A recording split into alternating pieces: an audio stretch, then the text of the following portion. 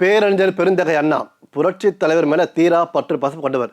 அவருடைய பேச்சுக்கெல்லாம் பார்த்தீங்கன்னா காந்தம் மாதிரி இழுக்கும். அவர் நம்ம தலைவரை இதய கனி என்று அழைப்பார். தலைவர் அவரை எப்போதுமே இதய தெய்வம் என்று அழைப்பார். அண்ணா அவர்கள் கிழிச்ச கோட்டை தலைவர் தாண்டவே மாட்டார். நிறைய படங்கள்ல பார்த்தீங்கன்னா அண்ணா அவர்களை தான் தலைவர் முன்னிலைப்படுத்துவார். அதன் பிற்பாடு அண்ணா அவர்கள் மக்கள் தினம் எம்ஜிஆரின் அபரிமிதமான செல்வாக்கை உணர்ந்தவர். காலங்கள் மாறுகிறது, காட்சிகள் மாறுகிறது. அண்ணா அவர்கள் இறந்து போயிடுறாரு. அதன் பிற்பாடு 1974 தலைவர் என்ன பண்றாரு, அதிமுகவின் பொதுச் செயலர் பதவி பார்த்தீங்கன்னா அறிஞர் அண்ணாவின் துணைவியார் மரியாதைக்குரிய ராணி அம்மையார் அழைத்து அவங்க கிட்ட ஆசீர்வாதம் வாங்கி கொண்டு அந்த பதவியை பெற்றுக்கொண்டார். அது அவர் வாழ்க்கையில் மறக்கவே முடியாதான். பார்த்தீர்களா, தலைவர் மாதிரி ஒரு உத்தமமானவரை நீங்க பார்க்க முடியுமா?